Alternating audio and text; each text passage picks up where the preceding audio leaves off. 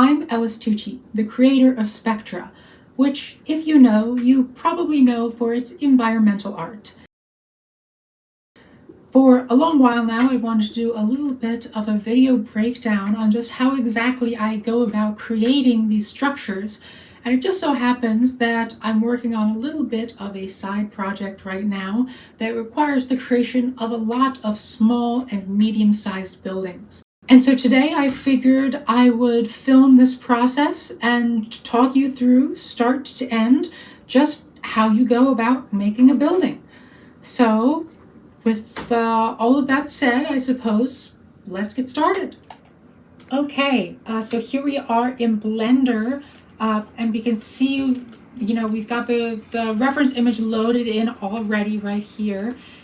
This, if you'd like to follow along at home, this is the Farmers and Mechanics building in Westchester, Pennsylvania. And I chose this building for a couple reasons. One, it's a very nice building. And two, there's a lot of visual complexity going on here that we can actually reduce down into a small number of replicable parts. So before we even start the building process, we want to take a look at the massing and the structure of the building itself. So in terms of massing, this is relatively simple. You've got a rectangular volume here with some outcropping bay windows. But it's when we look at the important part for this building in particular is going to be identifying the different parts of the structure that we can use to make a kit out of this building, right? So first we're going to take a look down here. We can see that we've got this 1.5 story height ground floor above this sub-basement. Usually on a standard building, the top of the window line will be hung on the same level as the top of the doorway. So when we see something like this, we can tell obviously this is a 1.5 height floor. Above here we've got this double window set with these keystones, and then we've got this bay window here with 3 windows, and we can notice down here on the bottom we have a slightly different cap than we'll find here on the middle floors. Then we can see on the top we've got this molding that ties off the bottom of this top section, and then we've got a triple pair of windows, or a triple set of windows with some columns and a series of indentations here, right? So our job in kind of making a good building is being able to look at this and identifying which parts we can simplify and still convey what this building is, and still have someone be able to look at the final model and say that is the Farmers and Mechanics building, right? And so before we get into the actual modeling, we can just say, down here we have got a set of 4 Corinthian columns. If you don't know your columns, Corinthian are the most geometrically complex type of column. So we are going to substitute that out for an Ionic or a Doric. This is a model that is going to be viewed not only from a medium distance, but in conjunction with a lot of other models, right? And so the key to being able to do this kind of stuff efficiently is finding points like that, things that you can simplify. You'll notice that if we take a look at this sub-basement right here, in reality, this lot is on a slight incline. So the front face of the sub-basement level at this front of the building is a little bit shorter, maybe about half of the height, as the height would be on the back of the lot. So that is another thing. That's no good. We're going to make that a consistent height throughout. And we'll also take a look at, here we have this side entrance here. that has been adapted to give the extra height of the sub-basement. So when we simplify something, a kind of base part of the building, we can then simplify the things that flow from it, right? So we're already going to make an entrance for the front here, and we're just going to be able to use that exact same entrance on the side, and nobody is going to care. And if we look, we can have one more thing that we can really simplify right off the bat. We have got these two non-standard windows here that are hung just a little bit above the regular 1.5 height windows. That again is something that we can very easily substitute out. We are just going to use the same other 2 instances of the same other 6 windows that we can find here, and that is going to look fantastic. We're also going to have to consider that not all buildings are perfectly symmetrical, and what that means in this case is that we have 2 faces of this building facing the street, and so we'll have 2 faces that are not necessarily meant to be viewed by a pedestrian. And so what you'll see a lot in real life, you can see a little bit of it on this serpentine stone building right here, is that you have the facing, and then on the side and the back walls you'll have a stone or you'll have a brick. And so we might do that in a couple places here. We'll probably for you know, these upper floors, we don't need to decide it now. That can be kind of like a game plan decision. But so we have identified the fundamental components of this building. So now the time begins for us to start modeling. And so the first thing that I do with every single building, and this is the way that I maintain good scale and consistency between models, is I always start with modeling a door and modeling a window. And so this model is going to be used along with a family of other models. You can see I have some of them over here. And this, if you're developing a series of models, this is a really great way to save time, because you can do what's called kit bashing, which is reusing pieces from other buildings. But what I do to start is I just steal a door and a window off of whatever model most closely fits the end goal, just to help simplify spacing right here. I'm not finding anything that is super close. So let's just find a good standard example right here, right? This will give us a good standard sized door and window. So let's move that off of here.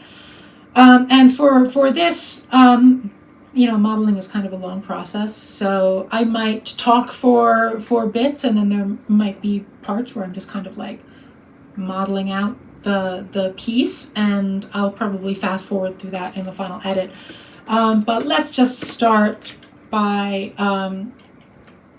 just getting our proportions here, and then we can delete the rest of this model. And so this is just something that is very important for a model, is maintaining the correct proportions of your doors and your windows. I see a lot of buildings that have kind of like an uncanny valley effect for architecture, and that usually comes down to your doors or windows are too wide or too narrow, or their spacing is a little bit irregular. In general, your door frame, your standard door frame, is going to be about as wide as your standard window. You can see in the pair that I grabbed here, the door is just a little bit wider than the window. That is just because on that model it had a slightly compacted window for stylistic reasons. But we are not going to totally cheat by reusing this window model. We are just going to rip off the proportions of this real quick. And if you don't have, if you don't, like me, have an existing bank of models that you're pulling from, you can just go on to Google Images. You can go onto the Home Depot website. Really anything that will give you the proportions of a door and a window, not necessarily the detailing, right? Because the detailing is going to come from the reference photo for our final model. So let us get rid of this. Oh, did I? Yes, I deleted that. Okay. So if we take a look here, we can see our standard window on here. This narrow window is going to be closer to something that we are going to find in the bay window. So we are going to keep this narrowed proportion, but we are just going to clone this, and we are going to make a slightly wider proportion window. Going to hold down Control and drag, and that'll let you drag along the grid line, and just adding, let's say, 0.3 meters to that in total, and that looks great. That looks just about as wide as our door. Yeah, that's pretty close.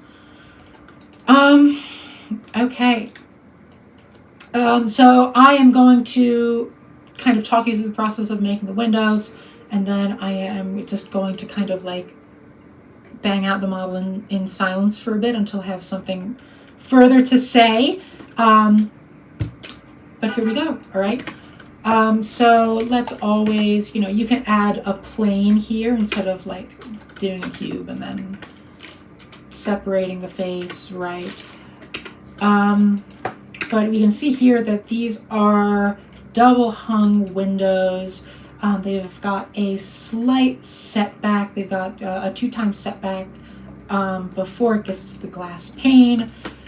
And so what we are going to do is first we are going to put in a loop cut to get our pane division. And then we are going to inset that once to get our first setback. And instead of extruding, I'm just going to move this face a little back to get a slight bit of tilt on those windows. And then we can see it'll extrude straight back, just a touch. And it's going to come in one more time, about that far. And then where it's going to extrude back a little bit more. And then we can see we have the final pane subdivision, right? So with both of these highlighted, I'm going to inset, so I'm going to click I, but I'm going to click I again, which will do a per pane separation. Oh, actually, I don't want to do the pane separation first. I want to just extrude this and set that back a tiny bit because those panes are a little bit offset. You can see in the photo. Oh, maybe that's a little bit too much. A lot of the process of creating a good building, right, is having your reference photo right there and constantly going back and forth and comparing your measurements and making sure something looks just right. And so let's now do something like right there. And this is, we're going to push that back again. And we're going to extrude. And there's our one-piece window.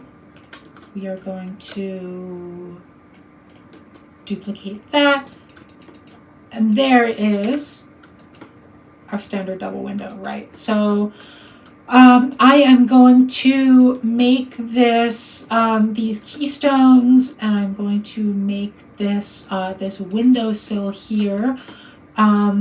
Just without commentary, or unless I think of something, because this is just some pretty straightforward stuff. Actually, let me see. Yeah, I'm probably just going to fast forward through this.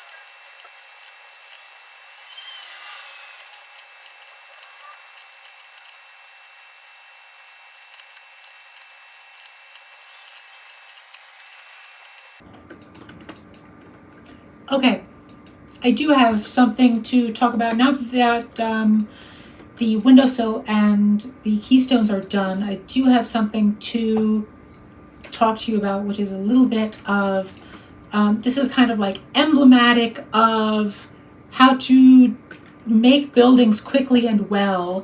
Is that if we take a look real close at just what I made on the building, we can see these keystones. Those are pretty dead on because those are very simple, very easy to do. And if we look down here at the windowsill, we can see that on the real thing, we've got this top layer here, and then we've got a little bit of a pearl pattern, maybe like a Grecian wave, some kind of complicated textural pattern that would, one, I can't derive that from the reference image, and two, even if I could, it would take a long time to replicate faithfully on our building. And mind you, this building is going to be viewed from far away, to the point where nobody or their mother is going to be able to discern the scroll work on the bottom of a windowsill. And so it's kind of your job as a 3D artist is to identify those points where you can kind of make an efficiency for little to no fidelity loss, right? It's the same, we can see on the foot of the windowsill right here. You can see that it does have this kind of banding, but it also has that same scroll work there at the top, right? And it's much easier, much faster to just do that simple banding. And so one more thing, aside from that, one more thing before we move on to the next component of this model, which is, this is just a general tip, but I'm going to apply it here. You see on the windowsill, we have these very, very sharp corners. And you might think that that is how the model should be, because, that's a real life windowsill has that angle. But the way that we have this kind of 90-degree perfect right angle here on the model is not actually very common at all in real life buildings. And I think you'll find if we just take the edges here,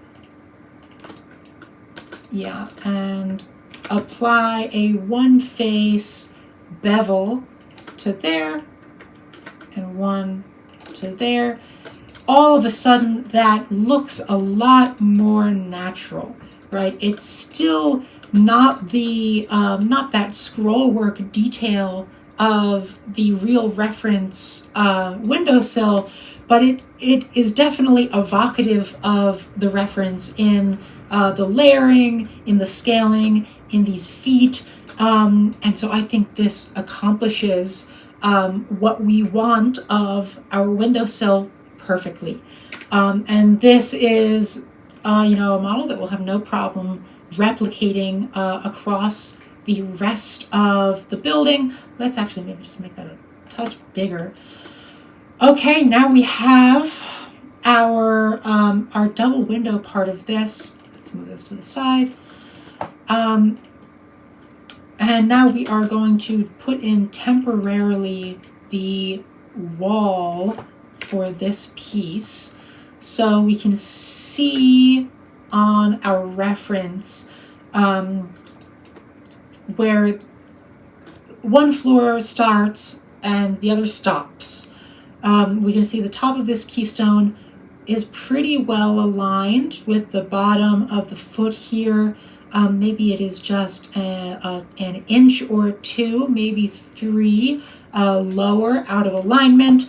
And so that gives us a pretty good sense of how this spacing should look. Let's bring this down pretty low to maybe right about there. And this is just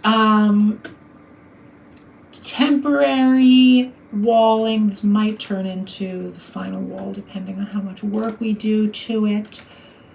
But let's just do something very imprecise for the time being, and let's push that back a little bit so it's not fighting with the keystones, and tuck that in right there.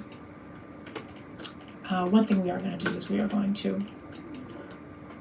select the loop edge or the outer edge of these windows, and we are just going to extrude back so there's a face here, and that will let us make these windows set deeper or more shallow, depending on what we want out of the final look. But okay. Now we are going to let's take this down.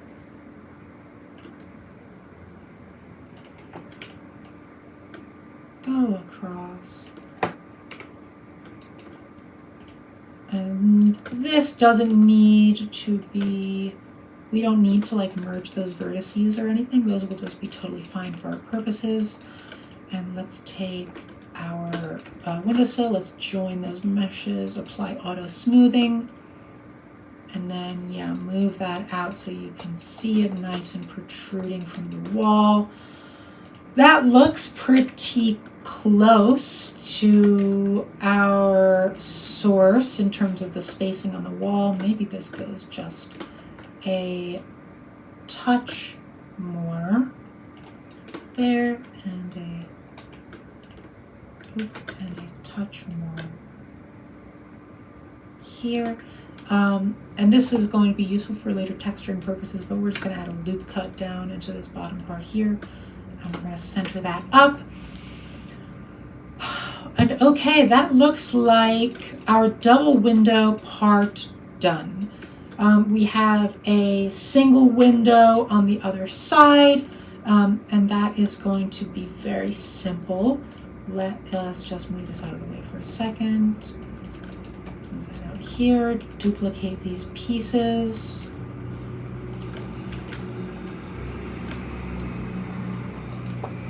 Delete this one window. And then let's see, it's going to be delete.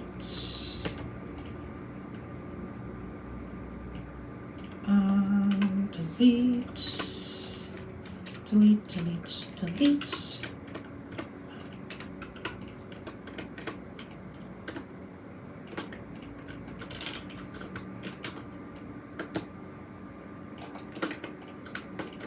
Boom. Can come into here, select our vertices, move these guys over. Do the same thing for our our windowsill, and you can see kind of like already in the process of making this model, we can start reusing pieces to expand and make the rest of the model more efficiently. You know, you can see it took us maybe 3 or 4 minutes to do the double window, and then it took us 30 seconds to do the single window, right? Oh, so now that we have both of those pieces, let us, I think, take a tackle at this bay window. So to do that first, let us get our narrow window done that is going to get inset into the bay window. And we're going to do this the exact same way that we did the other window. And we are going to keep those right next to it just so we can use it as reference. Actually, you know what? We are going to reuse another part. And we are just going to, let me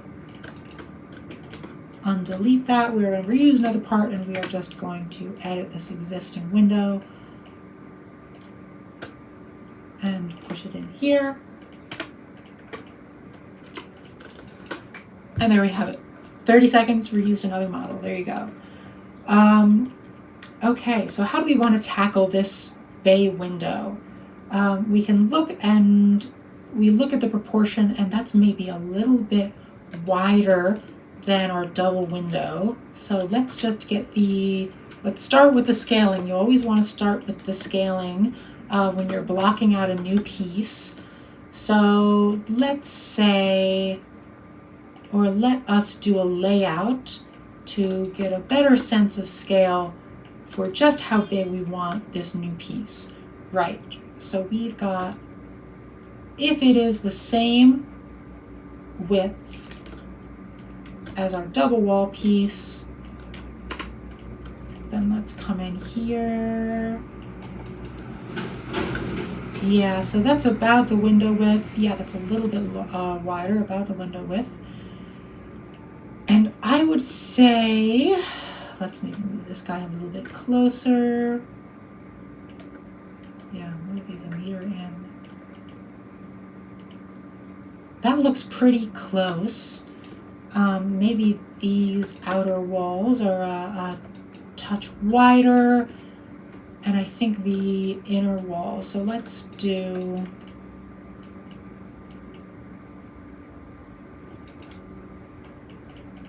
let's make this a tiny, tiny bit wider. Zoom in and move along the grid. Let's do 0.5 meter.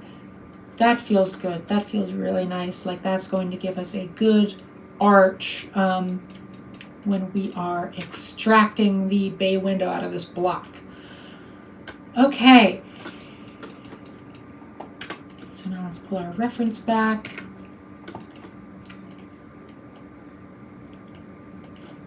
And so we look,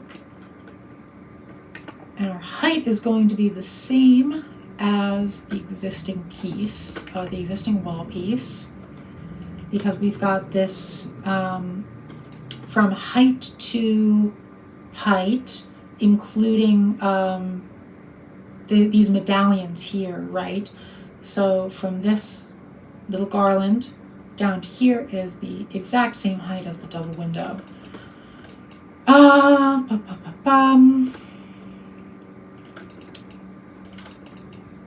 so let's start with aligning our windows. Let's hide that for a second. Oh, I don't want to hide that because I don't have to.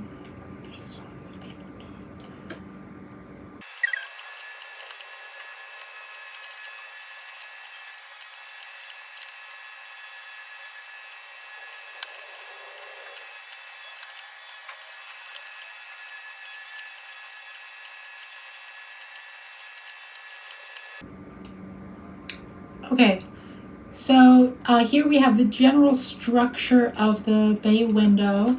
So I, created this cube, and then once I aligned the windows, I beveled it down so that I had the smooth faces that I want.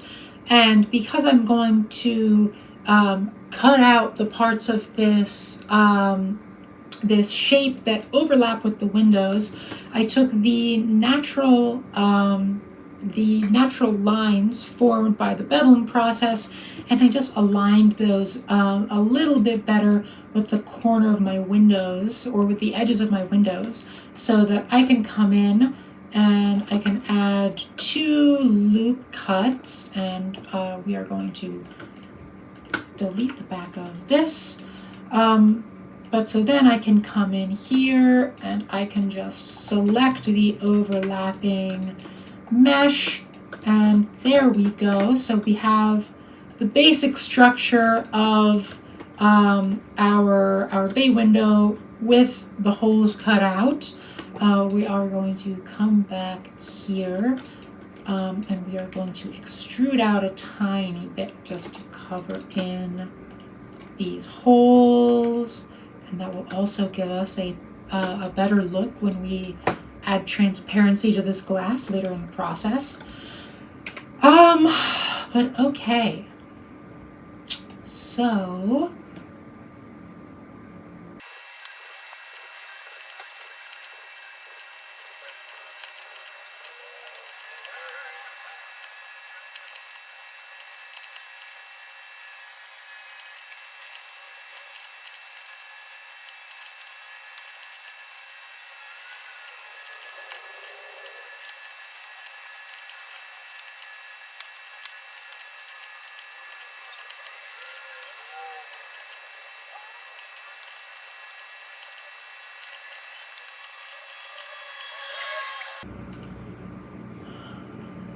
Okay, I think that looks like just about the end of our bay window.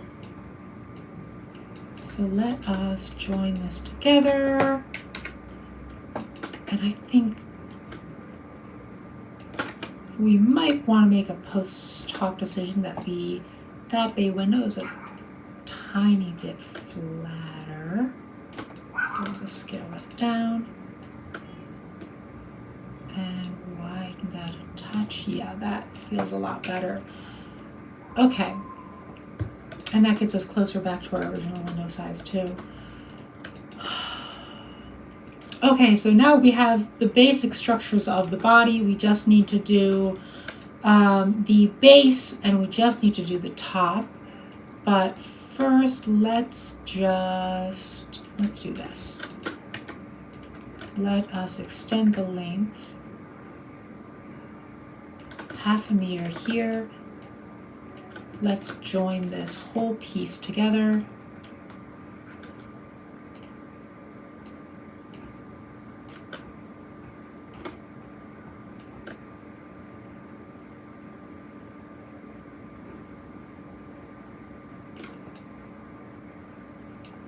Yeah, that feels good. Okay.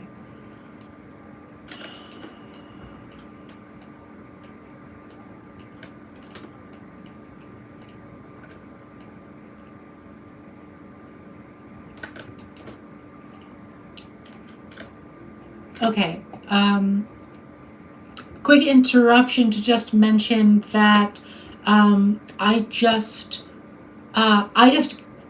added a new part to this by scaling an existing part to -1 along the x-axis, right? And that's perfectly fine to do, but just every time that you do that, make sure that you are calculating your normals correctly. Otherwise, it's going to be a huge pain in the butt when it comes time to export your model.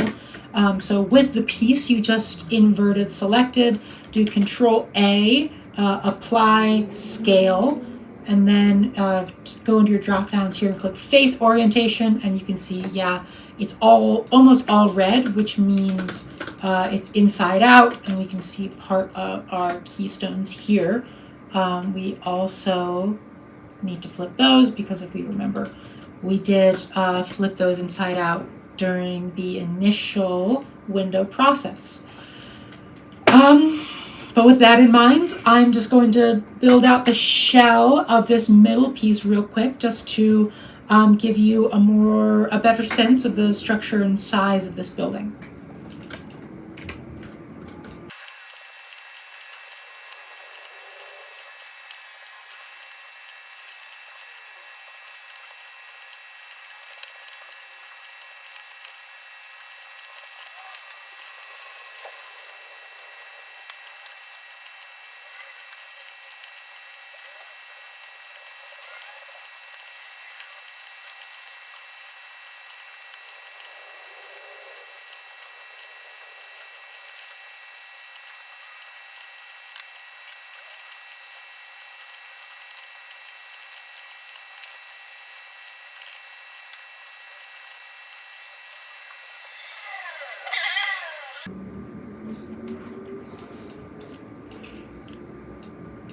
Okay, so we can see now that I've got 2 walls of the building kind of sketched out, we can see that a good chunk of the building is already done now, just with the essentially the creation of 3 modular parts that we have used over and over again. So now we are just going to repeat this kind of process bit by bit to develop the mezzanine level, and then to develop the ground floor. So I am going to go back through the process that I just kind of talked you through. You can see I've got to create some arched windows for the top floor, I've got to create some double height windows or 1.5 height windows for the ground floor, etc., etc., etc. I've got to create some pillars. Spoiler alert, I'm going to steal those off of an existing model. But anyway, I think I am probably just going to let the rest of the modeling session continue to go through at a faster rate, and then I'll probably get back to you when it is time to start texturing. Okay.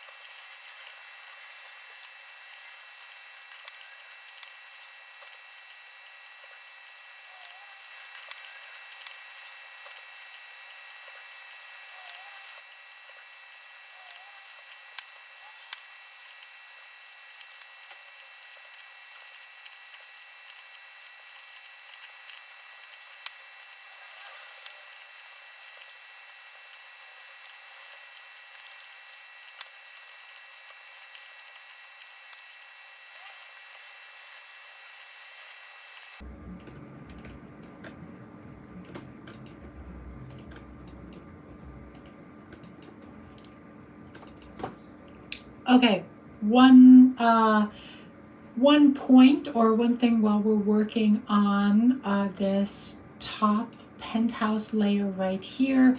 We have got this kind of irregular window shape that would be a bit of a pain to do if we're just, doing loop cuts and throwing in bevels here and there. So we already have the windows laid out for what is going to be our top piece that we're going to replicate across the rest of the model. And so we are just going to use the knife tool and cut out holes for these windows real quick. But actually, before we do that, and we're going to do this for texturing reasons, which will become clear later. We are going to separate that from the rest of the piece, and we are going to subdivide that really quickly. And now we are going to take the knife tool and we are just going to cut these out.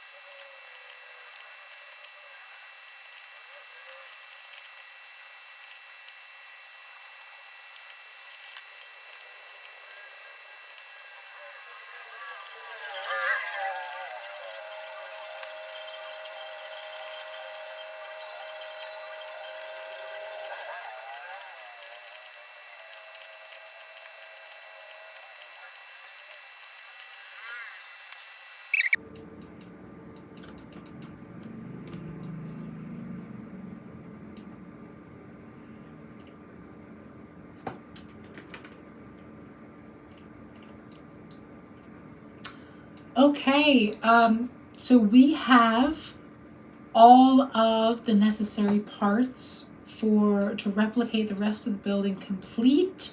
We have got our base here, we've got our entrance, we've got the curved doorway. Because we are making that sub-basement the same height, there aren't going to end up being any windows there, which is totally fine.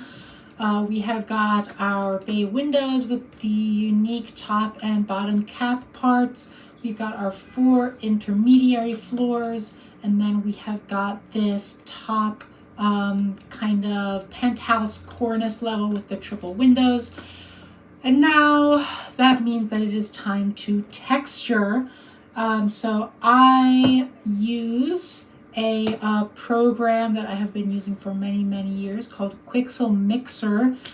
This was kind of like a Substance Painter alternative that cropped up a number of years ago, and it was kind of bought and subsequently killed by Epic Games. You can still download Quixel Mixer and you can still use it. Obviously I'm still using it, but you'll see like downloading new texture types is a little bit of a pain, but thankfully, because I have been using this for so long, I have a bank of already downloaded texture types that I can pull from, and you'll see, right? But we are going to create a new material type, and we are going to call this mid-rise brick.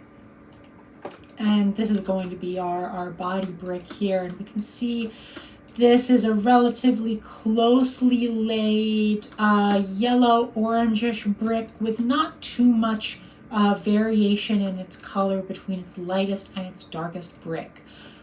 So we are going to come in here into our local library, and we are going to see what types of brick we have. And we are looking for something mainly that just does not have a whole lot of color variation. This is close, but these bricks are maybe a little bit too thin for me. Let's see, let's look a little bit more. Let's take a look at something like this. This is a yellow brick, and let's see if we can add a little bit more orange. Oh, that's too much. Yeah, let's look for a different type of brick. Let's go back up to, oh, where did he go? To this one.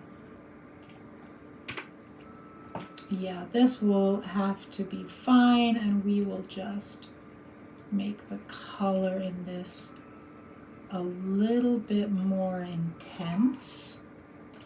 There we go. And we are going to save our mid-rise brick, and we are going to export that.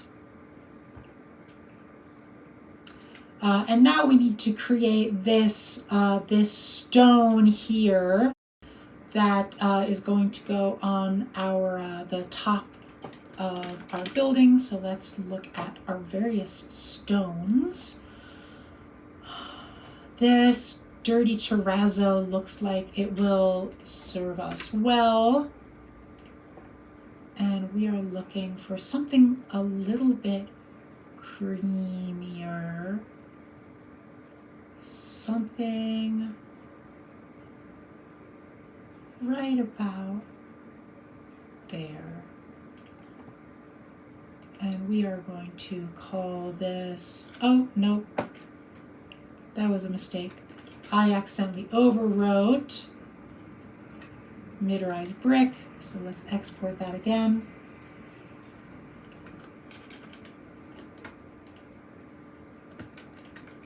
And let's go back to this, and now we are going to save this as, let's call this mid-rise stone 1, and export that. And now for our last material, I already have something that I'm going to use for this kind of burgundy wood, but I am going to look for a kind of stone brick a little bit here, and we're going to match that to the terrazzo color. This gray stone facade looks like it's great, so let's come in here to our previous stone and just pull out the hex value. And that looks pretty good. Yeah, so you can obviously do like a lot more complex material kind of synthesis with this program. You can layer on a bunch of materials, you know, that's how I create, like, you know, grimy rusted enamel metal, right? As you just layer a bunch of these on top of each other and you adjust the scaling and the opacity, etc., etc., etc. But we should have all of our materials ready to go. Okay, so now we have all of the necessary materials. It's time to assemble them into what I refer to in my internal documentation as a texture palette, but is really like a texture atlas, if you're familiar with that term. You can use any image editor for this. I use this web-based editor called Pixlr, which I just pay like 99 cents a month for. But we are going to create a new texture. And first I want to keep this, that kind of roof gravel for industrial buildings. So let's toss that back in there. And now we need to go to the materials we just created. And so those are in like your, oh, did I not export stone 2? No, I didn't. So let's export that. And so those are just in a folder that the program creates directly onto your computer. And so let's drop in mid-rise brick here. Mid-rise stone 1. And mid-rise stone 2. Now that first we want to scale up the presence of this brick here. And now that I'm looking at this, the stone facade and the kind of raw stone next to each other, the color difference is a little bit, or the texture and the roughness difference is a little bit more than I would like to see. And so whenever that happens, let's just take our stone up here and let's get this to the eventual size that we want to have it on the palette. And let's extend that. And then let's just bring our stone layer up, scale that